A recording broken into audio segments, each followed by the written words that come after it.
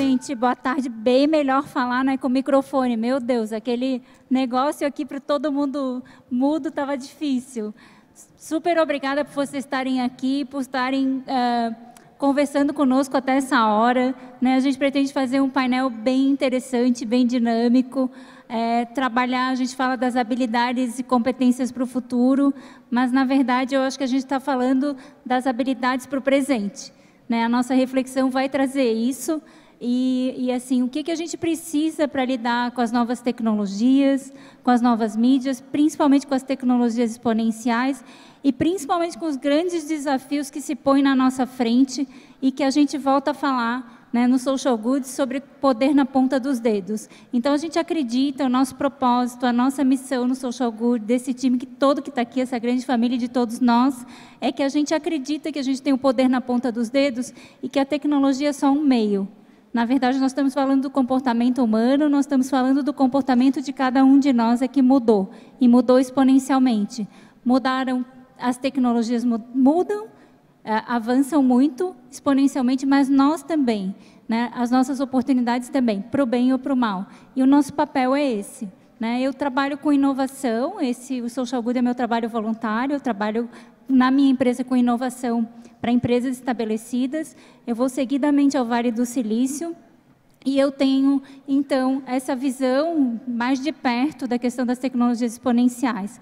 E eu acho que é bem legal a gente trazer aqui para a mesa a velocidade que as coisas estão andando, principalmente na questão da inteligência artificial, e a gente vai conversar com a Darlene sobre isso, sobre as outras tecnologias, sobre robótica, drones, enfim, impressoras 3D, mas como é que isso pode nos ajudar de um lado para o outro e como é que a gente se prepara para isso? Essa é a nossa reflexão. Então, a gente trouxe hoje aqui a Darlene Dan, da Singularity University, e eu queria fazer uma pergunta aqui para todo mundo, quem conhece a Singularity? Para ver se... Show. Então, assim, a Singularity é uma universidade de ponta nessa questão, né? A Darlene vai trazer essa visão, vai trazer uma visão da história dela. Ela passou na Singularity como empreendedora, e eu acho que essa história é muito interessante. Hoje ela é diretora. E a Adriana, que é uma super empreendedora, a Adriana, que está há 15 anos, estava nos contando aqui na roda de conversa, né? Entrou na unha como empreendedora. Hoje é um movimento, né, de afroempreendedorismo maior aí da América Latina, enfim, reconhecido, né? Como é que ela vê essa questão das competências e como é que ela usou isso antes de qualquer questão das novas mídias, lá quando ela começou com o Orkut só. Orkut Blogs, é isso, né? Como é que ela lidou com essas habilidades, com essas competências nesse mundo que a gente está vivendo? E é isso, meu tempo está acabando, eu cuido bastante, eu vou chamar a Darlene para estar aqui conosco, ela vai fazer a apresentação, depois a Adriana, e depois nós vamos fazer aqui um bate-papo entre nós. Obrigada, gente. Darlene. Yeah. It's not working? Oh, my gosh. So, is your translation working? Tradução está funcionando? Estão ouvindo tudo? Então, vou começar. Estávamos falando sobre as competências das lideranças no futuro. Então, eu vou começar sobre as tecnologias exponenciais e a Singularity University, como isso está mudando o mundo e o que precisamos ter no futuro. Foi criado por Ray Kurzweil para usar as tecnologias exponenciais para resolver os problemas e desafios globais do mundo. Por que chamamos de tecnologias exponenciais? Tecnologia exponencial é um tipo de tecnologia, isso muito rapidamente, no decorrer do tempo, se torna mais sofisticado, mais potente, enquanto que no passado diminuía. É uma tendência interessante baseada nas leis da física. Nós podemos imaginar como a tecnologia vai se comportar. Muitos de nós viram isso. O smartphone era muito caro e agora está ficando cada vez mais barato. Na China já tem smartphones por menos de $10. Então, bilhões de tecnologias podem comprar o seu celular. Então, isso é importante para tudo baseado na comunicação. Não vale só para smartphones, mas também para computadores, software, robótica, automação, biotecnologia. Nós já digitalizamos o nosso DNA. E também para impressão 3D e fabricação 3D. Então, coisas como robôs, inteligência artificial vão se espalhar pelo mundo como o telefone celular o fez. Nós já podemos imaginar como que eu vou criar empresas, startups com esse tipo de tecnologia, sabendo que dentro em breve teremos isso por toda parte. E, em especial, isso criou algo que nós chamamos teoria da abundância. Se essas tecnologias ganharem escala e nós usarmos essas tecnologias para resolver os problemas sociais, nós achamos que podemos criar um mundo de abundância. Um mundo mais abundante. Na Singularity, nós temos os desafios globais, energia, educação, saúde, alimentação e assim por diante, e nós queremos ver como resolver os problemas com as tecnologias exponenciais. Um exemplo, impressão 3D. Isso aqui é uma casa na China. Na China já são capazes de fazer 10 casas desse tipo por dia com uma grande, gigantesca impressora 3D e custam $10 mil. Então, essa tecnologia é escalável e pode gerar casas para todo mundo, habitação. O que também é interessante, esse tipo de carne, essa carne foi pega de um pedaço da vaca, sem machucar a vaca, e eles colocaram isso numa máquina e gera um monte. No início custava centenas de dólares para criar o hambúrguer. É um pouco assustador, mas se pensarmos os estragos ambientais que a indústria da carne gera e assim, criando esse tipo de hambúrguer, nós podemos resolver o problema da fome sem prejudicar o meio ambiente. E não podemos fazer isso só com carne, mas também com outros produtos, gêneros alimentícios. Painéis solares. Nós temos muito sol no mundo todo. Nós estamos em direção a um mundo em que a energia será gratuita. Como isso afeta e muda as coisas? Isso são só alguns exemplos como as tecnologias podem reduzir os custos dos produtos e serviços, mas também reduz os custos para ser um empreendedor ou um empreendedor social. Então, aqui um exemplo da Nigéria. Nós temos Hello Tractor, que seria o Uber para os tratores. Então, eles fazem um compartilhamento. Na Nigéria faltam centenas de tratores e eles custam pouco. Tudo é compartilhado, os tratores, o hardware, mas também o software, fazem muito anúncios. Então, está resolvendo o problema ali na Nigéria. Ou então, no Myanmar, ali nós temos desenhos de proximidade. Então, é a bomba movida por energia solar. Então, eles incluíram várias tecnologias e, assim, os agricultores podem poupar milhares de tecnologias. E, com isso, essas pessoas podem sair da pobreza. Então, na Universidade Singularity, nós ensinamos essas tecnologias, encorajamos as pessoas a criar startups, a criar empresas sem fins lucrativos para resolver os problemas, os desafios do mundo. Um dos nossos times criou uma tecnologia para tirar fotografias com o telefone celular, mesmo se você é cego, e aí a fotografia é lida e aí eles podem usar isso como sistema de navegação. Outro grupo usa dados e inteligência artificial para prever muitos casos de Dendê. Isso aqui é um outro projeto que envia drones. Nós fizemos isso em 2011, antes de Google e Amazon já estavam pensando em fazer isso.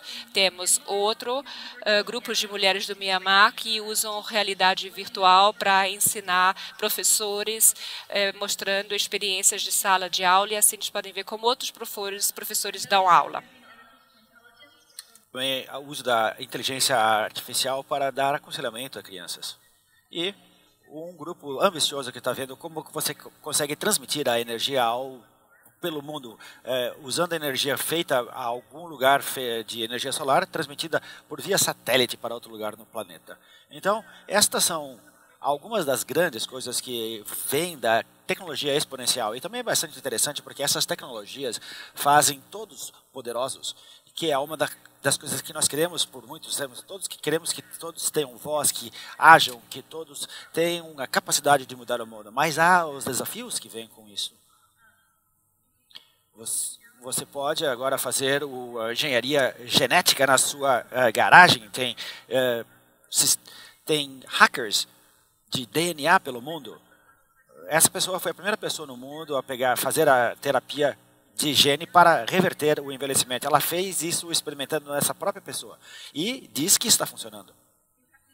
E nós vivemos num mundo que as pessoas podem desenhar coisas que podem ser feitas por impressoras 3D, elas podem até fazer armas em impressoras 3D. E eu mencionei que nós trabalhamos numa empresa de drones para distribuir medicamentos em alguns lugares do mundo, e eu vi que o ISIS, o Estado Islâmico, estava usando drones para explodir pessoas, para carregar bombas. E nesse mundo, o que eu acredito é que com a tecnologia exponencial, porque ela é tão barata e tão poderosa, nós poderemos mudar como nós nos comportamos. No passado nós tínhamos reguladores, nós tínhamos a polícia, várias coisas parando, mas com a tecnologia nós podemos agora aprender as responsabilidades sociais, temos que aprender a empatia, temos que nos dar conta que o propósito da tecnologia, o propósito maior é ajudar as pessoas. E, ao mesmo tempo, você já deve ter ouvido a maneira como os robôs funcionam, ou como eles vão tomar os nossos empregos, a inteligência artificial, eles vão trabalhar nas nossas casas, nos nossos computadores, nos nossos caminhões, e já 2 empresas estão com caminhões robotizados para fazer entregas, há também barcos robotizados fazendo entregas, e quando eu vejo isso, e quando eu penso na educação, eu também... Os robôs estão fazendo o trabalho manual, mas você também tem a inteligência artificial fazendo o trabalho intelectual, levando o trabalho de médicos, de advogados. Então, pensando em tudo isso, eu acho que no passado a educação era ensinar a gente esses trabalhos. E agora a inteligência artificial pode fazer. Então, nós temos alguns desafios no futuro que serão éticos. Então, o futuro da educação deveria nos focar em sermos melhores pessoas. E as éticas, o social, deveria nos ensinar capacidades emocionais e sociais. Muito obrigado.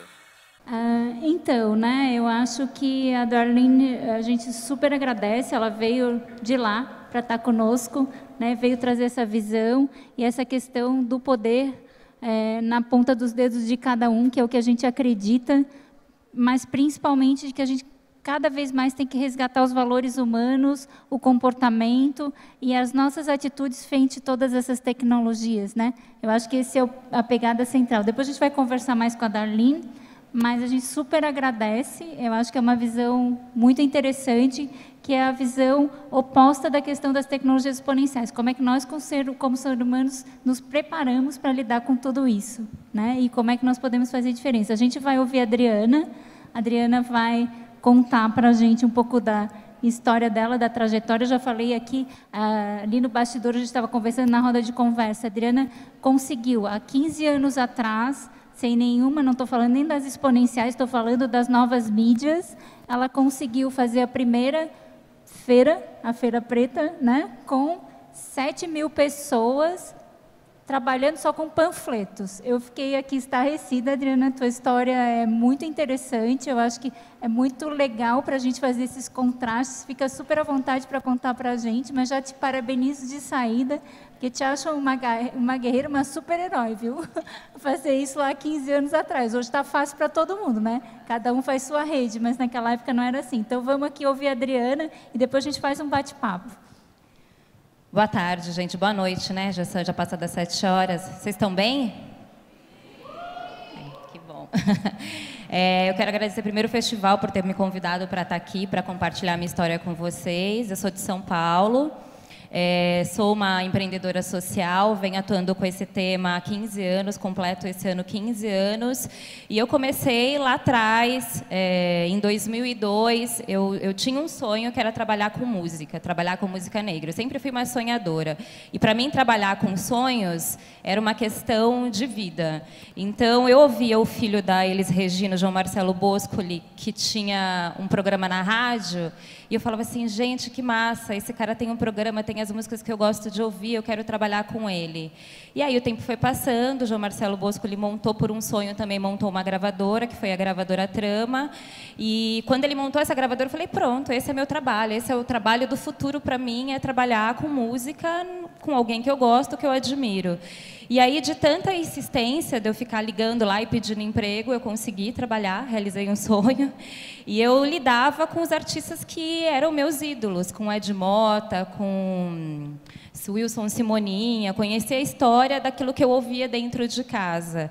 E no final dos anos 90, início dos anos 2000, estava tendo uma mudança no mercado fonográfico, né? Primeiro que as grandes gravadoras começaram a se unir, quando emerge a Trama, né, e traz uma linguagem mais alternativa, de música alternativa mais autoral, e baixa-se muita música pela internet e a pirataria começa a se alastrar pelos grandes centros urbanos. E aí eu fiquei quase 2 anos na gravadora, perdi o emprego e não conseguia mais voltar para essa área, que era meu sonho, trabalhar com cultura, trabalhar com o mercado fonográfico, com música. E aí, junto com uma amiga que trabalhava na área de cinema, a gente falou, puxa, o que a gente vai fazer da vida, né? Você trabalha no cinema, eu trabalho com música, a gente não consegue mais voltar, a gente precisa sobreviver. Então, a gente decidiu montar uma dupla e começar a vender coisas. Eu montei um brechó, chamava Brechó da Troca, e eu ia trocando roupas com as pessoas à medida das feiras que eu ia participando. E essa minha amiga, que era da área de cinema, começou a vender pastel.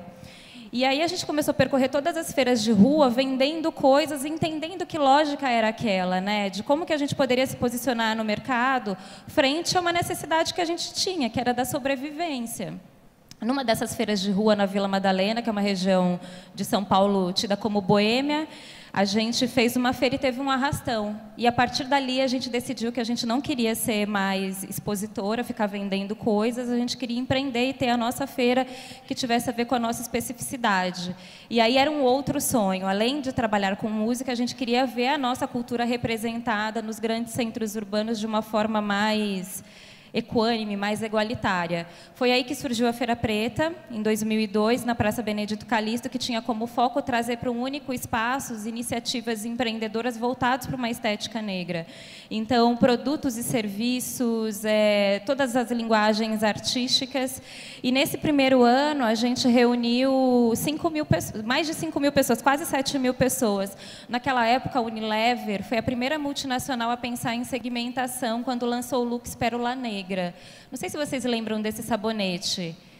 Era um sabonete focado na pele negra, né? Focado para a população negra, que tinha a Isabel Filardes como uma atriz como garota propaganda. E eu me lembro que, cara, a gente sonhava demais. Então, a gente bateu na porta do Unilever e falou, bom, vocês têm um sabonete para pele negra, a gente tem uma Feira Preta. E a gente pediu patrocínio, e a Unilever, que não sabia trabalhar com o público, falou, tá bom, posso patrocinar vocês. E assim foi que a gente foi começando a desenvolver o projeto, sonhando que, tipo, era possível. Quando a gente bateu na porta da Unilever, a gente foi com um projeto em um Word e desenhava as barracas num programa Paint. Sabe o Paint? Nem sei se vocês usam ainda, mas assim, tipo, era um Word, um Paint. Mas a gente tinha um sonho, e eu acho que quando você tem sonho, seus olhos brilham e você consegue passar a verdade para as pessoas. Então, eu estava comentando com a Fernanda lá atrás que a gente lá não tinha, a gente começou do zero real. Tanto que quando a gente ia para as reuniões, a gente disputava quem iria. Não tinha dinheiro para nós duas ir para a reunião de captação de grana.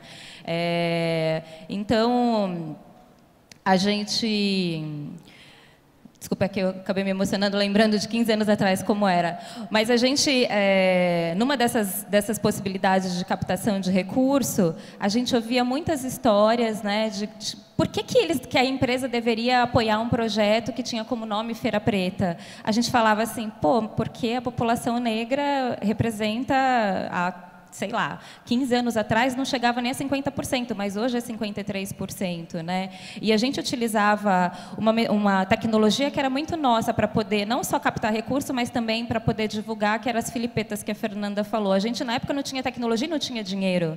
Quando a gente disputava quem ia para a reunião, era do zero. A gente começou com 50 centavos no bolso, mas com uma vontade de empreender, de trazer para um único espaço a questão da abundância. Quando fala da questão negra, fala muito do ponto de vista da escassez, todos os índices de desigualdade, o genocídio, a falta de emprego, todos os índices de desigualdade da população negra. Mas aí a gente começou a falar que era possível, que dentro dessa questão tem muitas coisas legais, muitas coisas que estão sendo produzidas com alto poder tecnológico, mas que a gente não visibiliza e não acha que aquilo pode ser uma potência e pode ser transformador.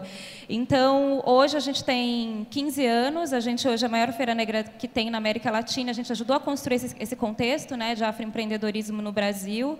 Muito do que se vende, do que se fala, do que se empreende, a gente trabalhou arduamente, né, para esse tema estar hoje. A gente participou de muitos processos de política pública, de influenciar numa política pública, de ir nas empresas e começar a falar para elas visibilizar não só o empreendedor negro, mas o consumidor negro também. E talvez uma competência que eu tinha lá atrás, quando eu tinha 20 e poucos anos, era de sonhar e não ter medo. Eu me arriscava e falava, vamos, tem que ir na Unilever, vamos, tem que ir na prefeitura, vamos, tem que pedir isso, vamos pedir. Né? A gente pedia, simplesmente pedia. Hoje, agora com quase 40 e mãe, eu continuo sonhando, mas eu não sou tão destemida como eu era antigamente.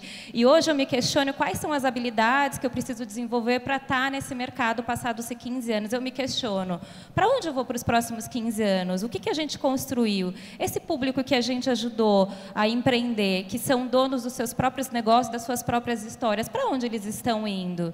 Então, eu estou nesse momento de reflexão, quais são as nossas habilidades frente a esse contexto que a gente tem hoje, que é tão voraz, né, que é tão rápido, as coisas acontecem com muita velocidade e muitas vezes a gente se perde com muitas informações. E hoje, o processo que eu estou é mais de introspecção, de olhar para mim, entender quem eu sou para poder aportar, qual é a minha melhor competência e minha melhor habilidade. É uma questão que a gente vem trazendo e refletindo dentro da nossa grande rede, que é uma rede de público, de expositores, de empreendedores, de artistas, de empresas, trazer um raciocínio mais crítico para o papel que a gente tem na sociedade, o que a gente pode aportar do ponto de vista do humano, né, como pessoa.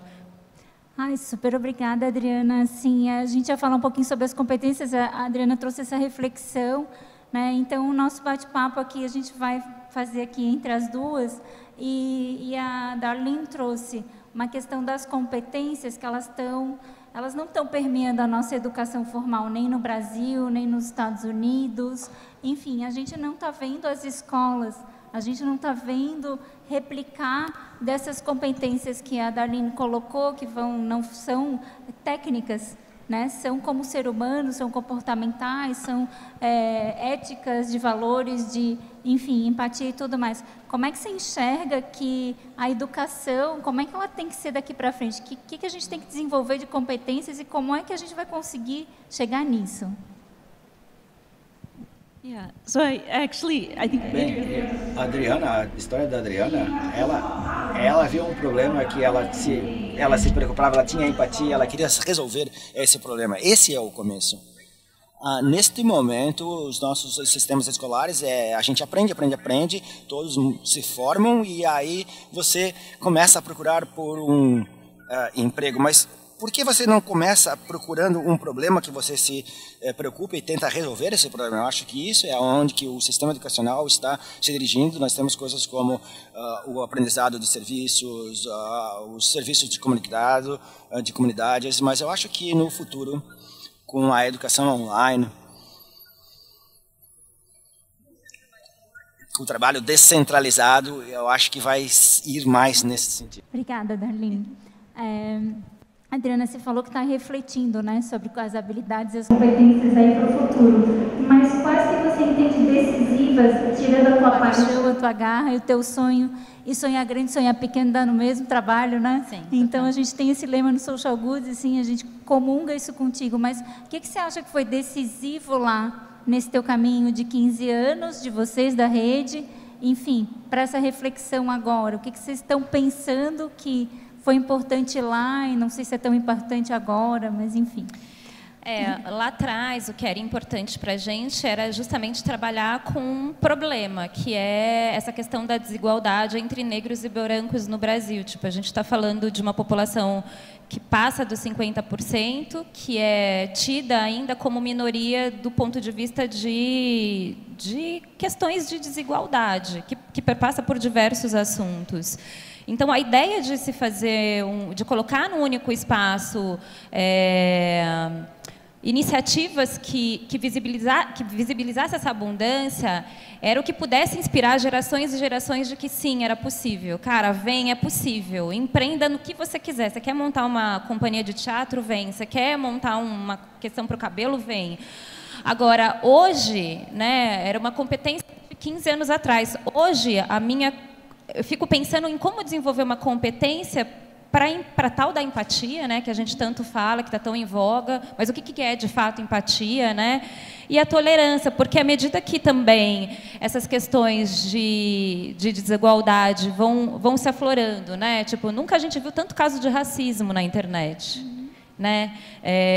Nunca foi tão declarado, né, o mito da democracia racial que cai por terra, que sim, o Brasil tem muita dificuldade de falar de questão racial e que precisa ser enfrentado, precisa ser colocado em pauta e envolver todo mundo. O problema dos negros não é só dos negros, é dos brancos e dos negros, é de toda a sociedade, é do Brasil. Então, eu acho que a competência que a gente tem agora, mesmo quando você fala em escola, né, quando você prepara a criança para o futuro, a escola, qual é o papel dela nisso? Como trabalhar com a diversidade? Né? Eu tenho uma filha que ela estuda numa escola e que esses dias ela falou que a professora dela falou que o cabelo dela não pode ficar solto porque o cabelo dela é duro. Tipo, não é duro. Entendeu? Como que a gente prepara o professor que vai estar ensinando a criança para o diferente, entendeu? Que não existe um padrão igual, que nem todo mundo tem que ser um único perfil, ter um único, sei lá, uma única forma de ser. Então, o nosso principal desafio que eu vejo hoje é a gente desenvolver essa empatia com essência, mas ter a tolerância para o diferente, do que é diferente da gente, né? E assim, tá, é diferente, qual é a dificuldade que ele tem e como que eu posso trazê-lo junto? Como é que eu posso me colocar no lugar dele e a gente vencer isso juntos? Né? Porque a dificuldade está entre brancos e negros, não está só entre os negros, mas está entre os brancos também. E as pessoas, tem gente que me cobra e fala assim, você tem muita tolerância com os brancos quando eles são racistas. Eu tenho, porque às vezes nem eles sabem o quanto eles são racistas. Sim. É muito difícil. Nem eles se assumem tão racistas, nem eles conseguem entender que lógica é essa, que inconsciente coletivo é esse, que faz parte do cotidiano dele e faz ele cometer equívocos. Eu acho que assim, a gente está falando aqui, né, sobre a questão da empatia, né, que é muito... A gente fala muito isso hoje, né? Eu sou psicóloga, então, para mim, isso é uma coisa que é da minha formação. Mas hoje, assim, se a gente não consegue se colocar no lugar do outro, efetivamente, né, essa competência a gente precisa desenvolver para qualquer coisa que a gente venha fazer.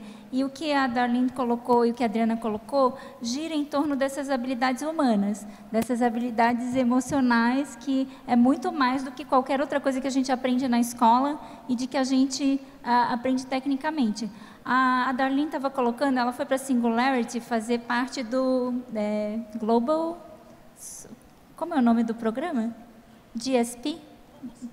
Global Solution Program, né? E ela foi em 2011 com uma coisa que era meio impensável. Então, a gente está falando de problemas. A Adriana pegou um problema para resolver, a Darlene colocou um problema para resolver, e a gente vê muito no Social Good que o que a gente precisa é ajudar as pessoas a desenvolver suas competências e habilidades para resolver problemas, Né? Quando você está para resolver um problema, você vai achar soluções e ver as competências. Você está com um problema, você está lidando com isso, a Darlene. Queria que a Darlene falasse um pouquinho como é que foi o problema que mobilizou ela para ir para Singularity, se era da Choca, e assim, rapidamente, como é que você estava com essa visão de futuro ali e que habilidade você tinha para aquilo.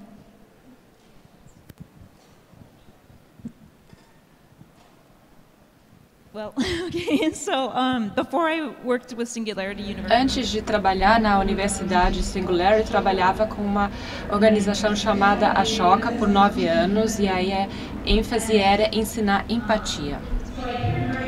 E então eu me preocupei sempre com os problemas sociais, achar as soluções. Quando eu era criança,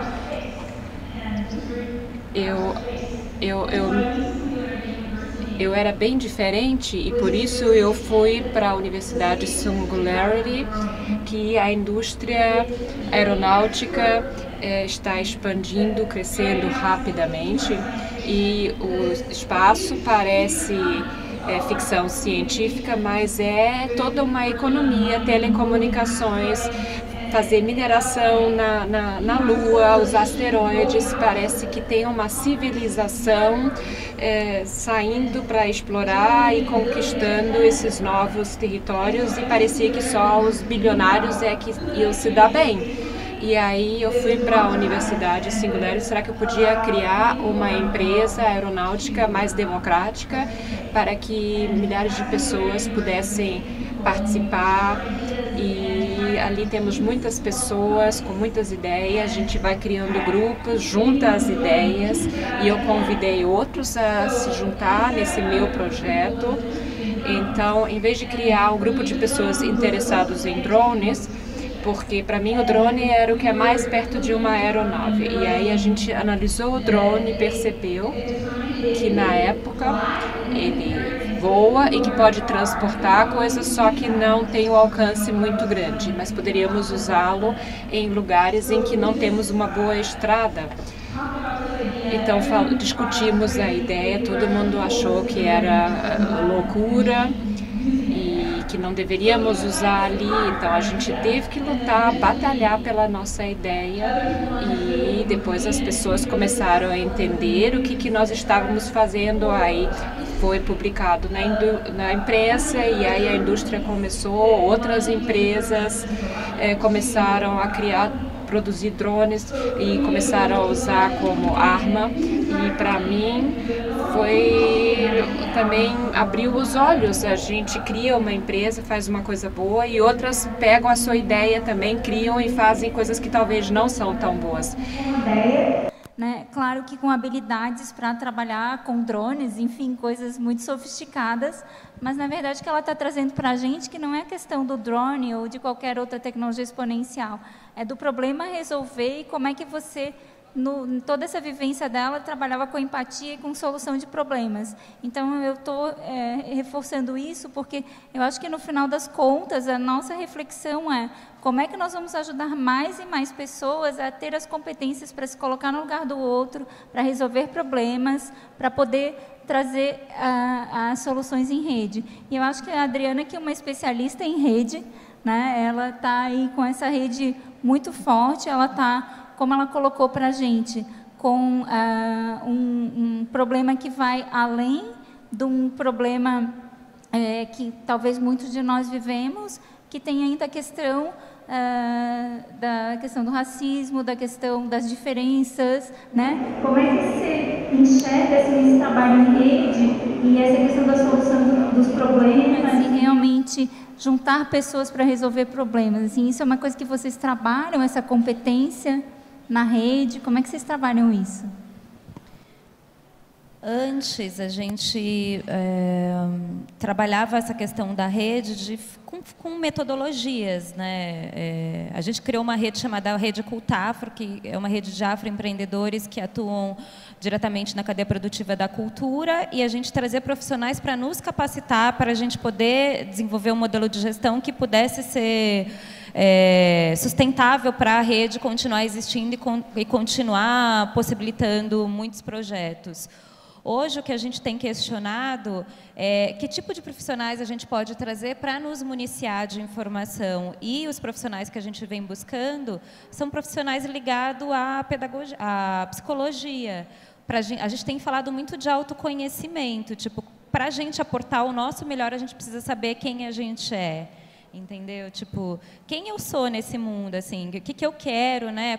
Quais são os meus limites, como é que eu consigo me posicionar, eu tenho autoestima, não tenho autoestima, até que ponto essa questão de ser negro ou não ser interfere nos meus processos e extrapola a minha questão pessoal e vai para o meu dia a dia, vai até para uma negociação de trabalho, entendeu? Então, lá em São Paulo tem um grupo chamado Ama Psique, que são psicólogos negros, que trabalham com a questão de racismo. Então, a ideia é sempre trazer esses profissionais para fazer parte das nossas discussões, porque para a gente, assim, o que eu vejo, para você trabalhar, se relacionar com as pessoas, você tem que estar bem. Certeza. Você tem que estar sã, né? Você tem que ter qualidade mental. E hoje a gente recebe uma enxurrada de informação de todos os lados, a internet, é o WhatsApp, é TV, é jornal, é pessoas falando. Se você não entende quem você é dentro desse contexto, você acaba sendo abduzido por uma gama de informação, entendeu? Você acaba se diluindo, se perdendo, você perde a sua referência de quem você é. Então, eu acho que o processo que a gente, enfim, vem investigando e vem tentando se dedicar é um pouco isso, como é que a gente se fortalece enquanto pessoa nesse processo, né? Então, assim, a gente está finalizando, mas eu acho que o ponto de reflexão para todos nós é que a gente está falando de tecnologias exponenciais, está falando talvez de uma das universidades mais inovadoras do mundo, está falando de como a gente usar tudo isso, resolver os desafios globais, de problema e tudo mais, mas no final a gente está falando de desenvolver as competências humanas mesmo, as competências de relacionamento. Por quê? Porque essas tecnologias, como a Darlene May falou numa entrevista que ela deu, elas estão mais leves, mais acessíveis, mais democráticas. A gente está usando a inteligência artificial e não sabe. O drone está aí, a robótica 3D, todas as exponenciais estão aí. Elas vão chegar mais perto de nós, a gente não tem que ser especialista nisso. A reflexão que a gente deixa aqui no Social Good, que a gente acredita, é que cada vez mais a gente tem que desenvolver as habilidades e as competências como ser humano. Como se colocar no lugar do outro. Eu não sei se vocês concordam com isso, não, mas fica esse ponto de reflexão. Não é futuro. A gente está vivendo tudo isso, faz parte do nosso dia a dia, mais em alguns países, menos em outros. Como a gente se aproveita do melhor disso, usa da melhor forma como ser humano e como é que a gente replica com esse poder que a gente tem aqui, que é o poder na ponta dos dedos e esse sonho grande. Gente, super obrigada por estar com a gente aqui até agora, né, por estar fazendo essa reflexão. A gente tem muito mais aqui entre hoje e amanhã. Queria agradecer a Darlene, queria agradecer a Adriana, dizendo que foi muito legal, assim, foi muito bacana. E estamos aqui para o que vem para frente, gente. Obrigada.